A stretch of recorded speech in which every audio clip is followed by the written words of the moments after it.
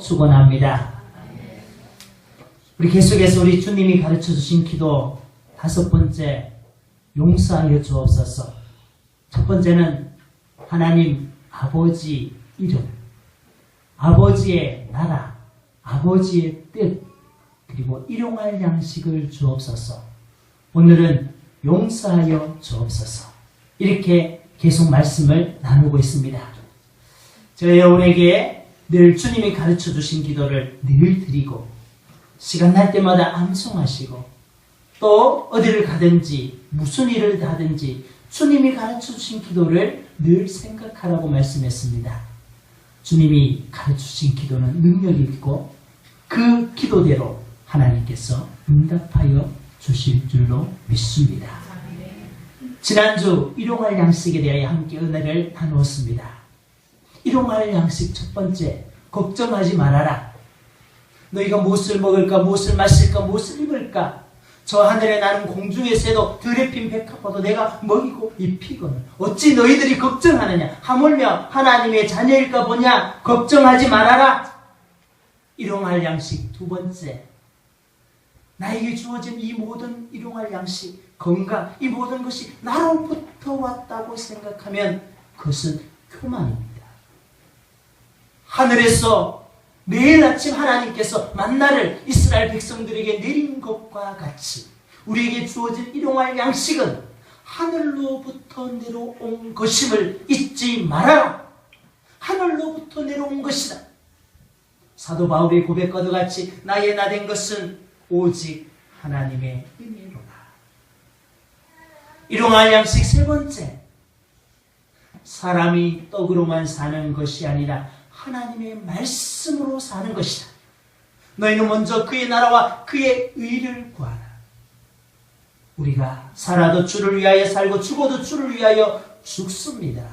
그러므로 우리가 먹을 양식만으로 사는 것이 아니라 그리스도인은 하나님의 말씀으로 사는 것이다.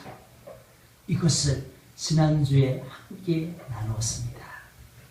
하나님께서 여러분의 삶에 일용할 양식을 풍성히 날마다 채워주시는 은혜가 있을 줄로 믿습니다. 오늘 용서하여 주옵소서. 오늘 본문의 말씀을 보면 이렇게 기록하고 있습니다. 12절에 우리가 우리에게 죄 지은 자를 사하여 준 것 같이 우리 죄를 사하여 주시옵고, 우리가 우리에게 죄 지은 자를 사하여 준 것 같이 우리 죄를 사하여 주옵소서. 용서라고 하는 말이 왜 생겨났을까요? 이 용서라고 하는 말은 서로가 서로에게 잘못한 일, 죄 지은 일이 있기 때문에 용서라고 하는 말의 의미가 생겨난 것입니다.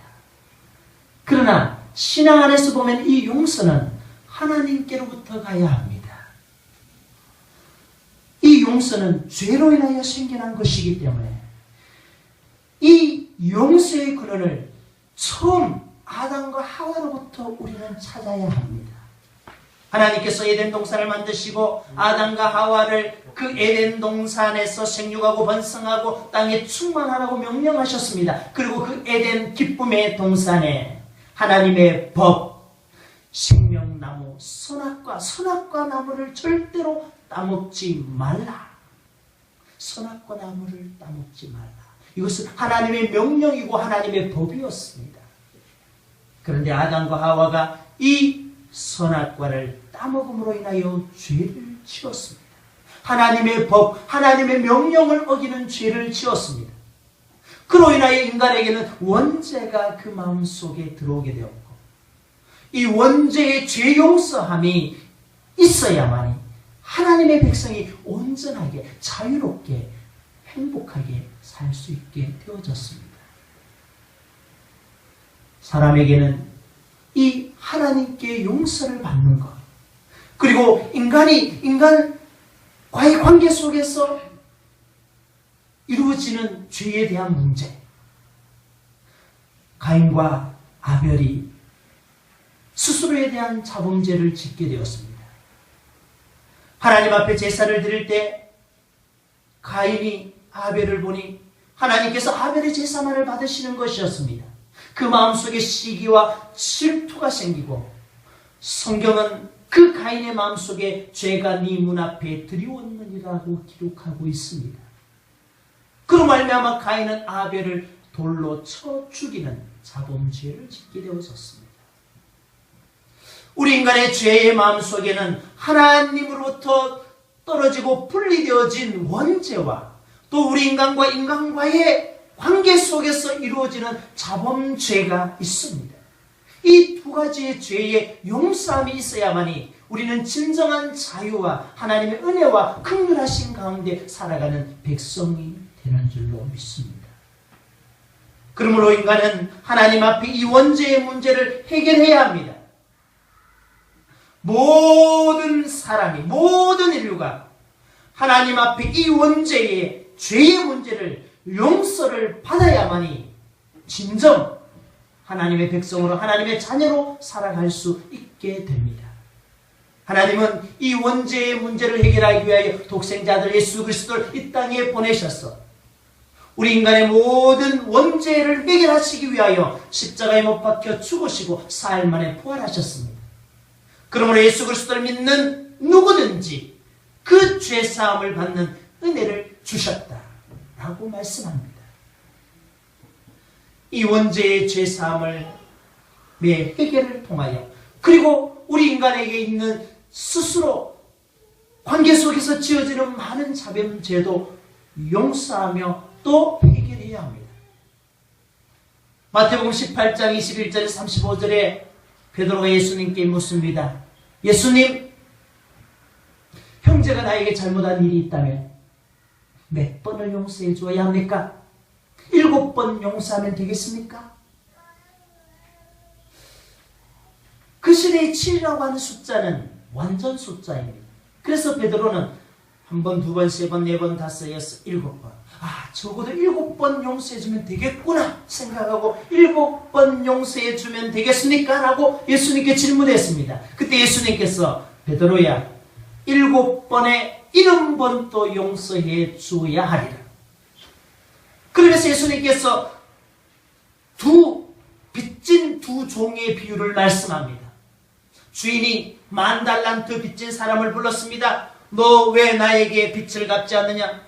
주인님, 조금만 기다려주세요. 제가 그 빚을 다 갚을 수 있도록 열심히 노력하고 일하겠습니다. 그 주인은 10,000달란트 빚진 자의 그 빚을 탕감해 주었습니다. 빚을 탕감해 준다라고 하는 이 의미는 용서의 의미와도 똑같은 의미. 용서해 준다. 빚을 탕감해 준다. 잘못을 용서해 준다. 10,000달란트 빚진 사람이 주인으로부터 용서를 받게 되어진 것입니다. 용서를 받은 이 10,000달란트 빚진 사람이 길을 가다가 보니 자기에게 빚진 100데나리온 빚진 사람이 있었습니다. 이 여보시게, 당신이 나에게 100데나리온의 빚을 졌는데 왜 갚지 않는 거야? 이 못된 사람 하고 그 사람을 감옥에 가둬버렸습니다. 그때 그것을 본 주위의 친구들이 주인에게 가서, 주인님, 저희들 보니 참 마음이 안타까웠어. 주인에게 이렇게 구하기 위하여 왔습니다. 주인님, 주인님께 10,000달란트 빚진 사람이 그 종에게 100데나리온, 이 돈에 대한 계산을 제가 정확하게는 하지 않았는데 10,000달란트라고 하면 한 몇십억이 됩니다. 그리고 100데나리온 같으면 뭐 몇십만 원 정도 됩니다. 주인에게 엄청난 빚을 진 저 10,000달란트 빚진 종이 자기에게 조금 빚진 그 사람을 빚을 갚지 않는다고 감옥에 가둬버렸습니다. 주인이 화가 났습니다. 그 10,000달란트 빚진 자를 내게 데려와라. 주인이 말합니다. 내가 너에게 그렇게 큰 빚을 탕감해 주었거늘, 용서해 주었거늘, 너는 어찌 너에게 잘못한 100데나리온 빚진 자를 그렇게 용서하지 않았느냐. 그리고 30절에 35절에 말합니다. 마태복음 8장 35절에 너희들이 다른 사람을 용서하지 않으면 나도 이와 같이 너희들을 용서하지 아니하리라. 사랑하는 성도 여러분, 우리가 누군가 나에게 잘못한 사람을 용서하는 것은 그것이 그냥 따로 분리된 용서가 아닙니다. 이 용서는 하나님 앞에 내가 용서받았다라고 하는 놀라운 은혜를 깨달은 사람만이 용서를 할 수 있다는 말씀입니다. 다시 말해서 내가 하나님 앞에 용서를 받았다라고 하는 그 믿음의 확신이 있는 사람은 나에게 작은 잘못을 한 사람에게 용서를 해 주어야 한다는 것입니다. 우리가 우리에게 죄 지은 자를 사하여 준 것 같이 우리 죄를 사하여 주옵소서. 하나님은 내가 나의 독생자 아들 예수 그리스도를 너희에게 주면서까지 너희들을 용서해 주었다. 너희들도 이와 같이 너희에게 잘못한 사람을 용서해 주어라. 용서해 주어라. 저는 사춘기 시절에 아버지에게 많이 맞았습니다. 아버지를 용서하는 것이 참 힘들었습니다. 20살이 지나고 제가 상담 교육을 받으면서 또 하나님의 예배 가운데 하나님의 기독교 상담을 통해서 하나님의 은혜의 그 깊은 은혜를 체험했습니다. 하나님의 은혜를 제가 받고 보니 아버지에 대한 그 풀지 못했던 용서의 마음이 눈 먹듯이 내리기 시작했습니다. 하나님의 은혜, 십자가의 그 은혜를 경험하고 나서 나와 아버지의 관계, 용서하지 못하는 관계를 회복하게 되었습니다. 사랑하는 성도 여러분, 오늘 여러분의 마음속에 내 누군가에 대하여 이놈 두고 보자, 내가 꼭 복수하고 말 거야, 너만은 용서하지 못해, 도저히 용서할 수 없어 하는 그런 마음이 혹여나 계시다면 여러분, 오늘 이 말씀을 깊이 묵상하시고 하나님의 그 용서의 깊은 은혜를 내게 주셔서 내 마음속에 용서하지 못한 사람을 용서할 수 있는 은혜를 내게 주옵소서. 여러분, 그렇게 기도하셔야 합니다. 나는 하나님으로부터 이루 형언할 수 없는 10,000달란트, 너무나도 큰 은혜의 용서를 받았습니다. 그런데 나는 아직도 내 속에 100단위로 아주 작게 잘못한 사람들을 용서하지 못하는 나의 부족하고 연약한 이 믿음 없음을 주여 용서하여 주시고, 주님, 내 안에 주님의 그 크신 은혜로 내게 빚진 100데나리온의 사람을 용서할 수 있도록 주님, 내게 은혜를 부어 주옵소서. 여러분, 기도하시기를 바랍니다.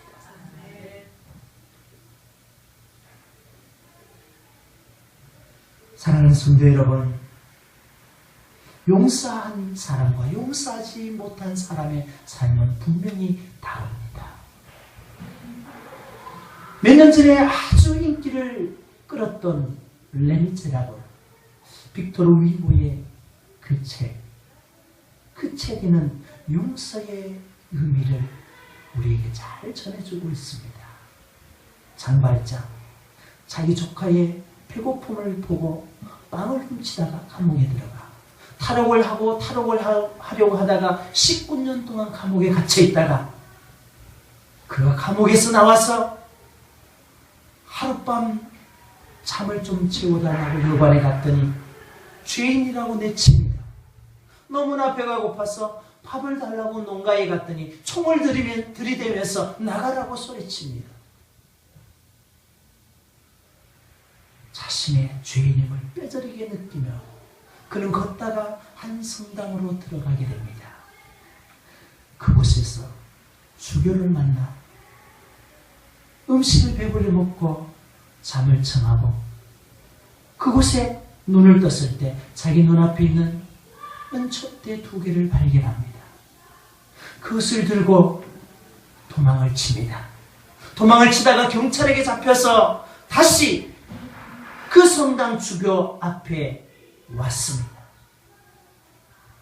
주교님, 이 사람이 과거에 범죄의 기록이 있고 또 은촛대를 갖고 있는데 이곳에서 훔쳐간 것 같습니다. 이 사람은 주교님이 주셨다고 하는데 저희들이 확인하려고 데려왔습니다. 내가 그 은촛대를 그 사람에게 주었습니다. 내가 이 사람에게 은촛대 2개를 주었습니다. 이 말의 장발장은 놀라운 은혜를 경험하고 놀라운 용서를 경험하게 됩니다. 이루 행한할 수 없는 그 용서와 그 죄사함의 은혜를 그는 하나님의 성전에서 경험을 하면서 하나님이 나를 용서해 주셨고 그의 삶은 달라지기 시작합니다. 불쌍한 사람들이라고 하는 제목과도 같이 그는 불쌍한 사람들을 도와주며 그는 그 도시의 시장이 되어 많은 불쌍한 사람들을 도와주는 그의 인생을 살게 됩니다. 용서를 받음으로 인하여 용서하게 된 이 장발장의 인생과도 같이 우리도 용서함을 받은 하나님의 백성임을 여러분 기억하고 그 은혜 때문에 내가 용서하면 내가 막아놓았던 모든 담들이 다 열려지고 다 풀어지게 됩니다. 하나님의 복은 내가 막아놓았던 용서의 담을 무너뜨릴 때 하늘의 은혜가 우리에게 오고 나에게 오게 되는 줄로 믿습니다.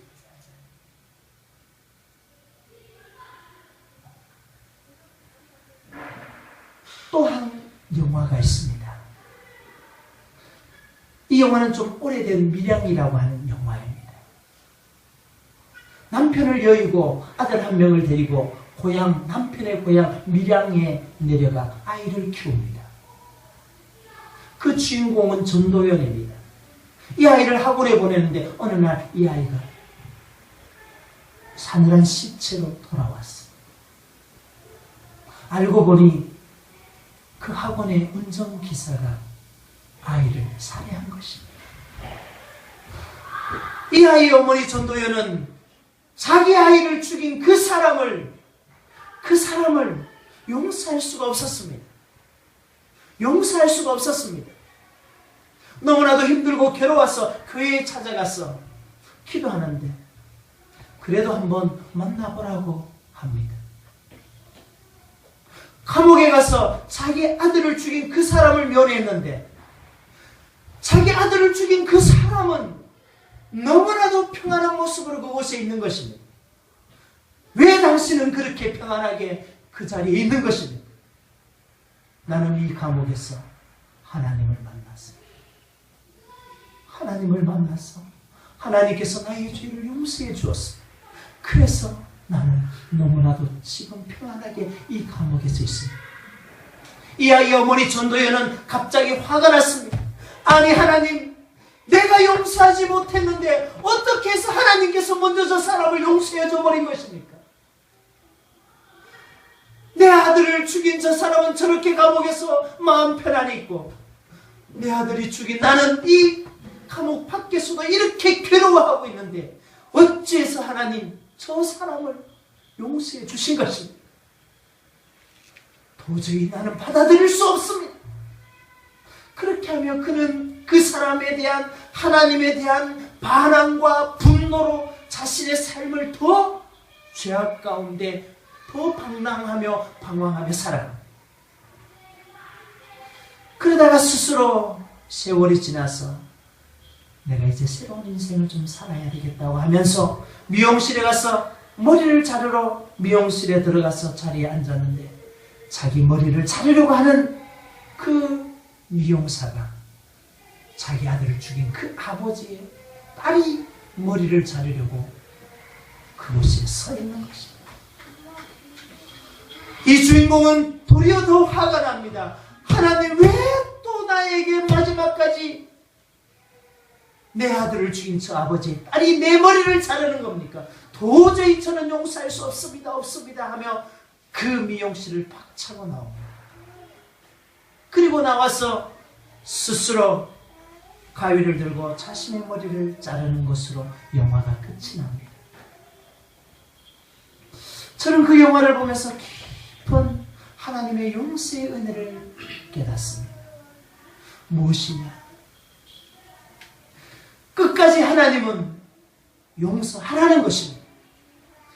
너가 이성적으로 논리적으로 이해할 수 없는 그 사람에 대하여 용서해라. 그 사람이 그 죽인 사람의 딸이 내 머리를 자르려고 하고 있는 그 순간에도 그를 용서해라. 용서하는 길만이 너가 새로운 인생을 살 수 있는 길이다. 용서하는 길만이 너가 새로운 인생을 살 수 있다. 하나님은 끊임없이 우리의 마음속에 말씀하십니다. 그래도 용서해라. 그래도 용서해라. 네가 너무나도 아프고 힘들고 괴롭지만 그래도 용서해라. 그래도 용서해 주어라. 너의 아버지를 용서해 주어라. 너의 남편을, 너의 아내를, 너의 자녀를 용서해 주어라. 너에게 몹쓸 짓을 한 살인자일지라도 용서해 주어라. 예수님께서 마지막 십자가상에서 말씀하십니다. 아버지여, 저들이 하는 짓을 저들이 알지 못합니다. 아버지, 저들을 용서하여 주옵소서. 저들을 용서하여 주옵소서. 스데반은 돌에 맞아서 죽어가는 그 처절한 삶과 죽음의 기로에 서서 스데반도 기도합니다. 나를 향하여 돌을 던지는 저들, 나를 향하여 돌을 던져서 내가 죽더라도 주여, 저들의 죄를 용서하여 주옵소서. 우리는 이 땅을 살아가면서 나를 향하여 창을 찌르고 칼을 겨누며 나를 향하여 돌을 던지는 많은 사람들을 만납니다. 그 상황 속에서도 주님의 그 죽으심의 말씀은 주여, 저들을 용서하여 주옵소서. 아버지여, 저들을 용서하여 주옵소서. 내가 돌에 맞아 멍이 들고 피멍이 들어 이루 형언할 수 없는 고통의 그 자리 속에서도 성경은 우리에게 끝까지 말씀합니다.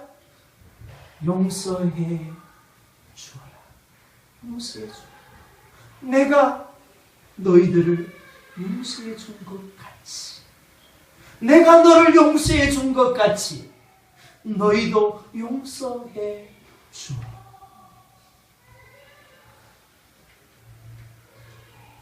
용서하지 못하면 끊임없이 나는 그 사람을 향하여 담을 샀습니다. 용서해 주지 못하면 나는 그 담 안에 갇혀서 진정한 자유를 누릴 수 없습니다. 용서는 그 사람을 위한 것이 아닙니다. 용서는 나를 위한 것입니다. 우리가 용서를 해주면 그렇게 생각합니다. 저 사람의 용서를 받아서 참 자유하게 되겠지. 그래서 내 당신을 위해서 용서해 주겠소라고 말합니다. 그러나 결코 그렇지 않습니다. 용서를 해주는 것은 나를 위한 용서입니다. 내가 그 사람을 용서해 줌으로 말미암아 내가 가두어져 있는 이 담들이 무너져 내림으로 말미암아 나는 진정 하나님의 평안과 하나님의 은혜와 하나님의 긍휼을 잊게 되는 것입니다. 사랑하는 성도 여러분, 여러분의 마음속에 나에게 돌을 던졌던 사람, 나를 향하여 욕을 하고 시기했던 사람, 그런 사람이 있다면 오늘 여러분 깊이 말씀의 은혜를 통하여 주여 내게 용서할 수 있는 믿음을 주옵소서. 용서하는 은혜를 주옵소서. 하늘의 은혜를 받아 내가 용서하게 하여 주옵소서. 용서는 은혜로 하는 것입니다. 하나님의 은혜로 용서하는 것이지 나의 힘이나 노력으로 하는 것이 아닙니다. 하나님 하늘의 은혜를 내게 주셔서 그 은혜로 내게 잘못한 사람들을 용서하게 하여 주옵소서. 그렇게 기도하며 살아가는 주님의 귀한 성도들이 되시기를 주님의 이름으로 축원합니다. 기도하시겠습니다.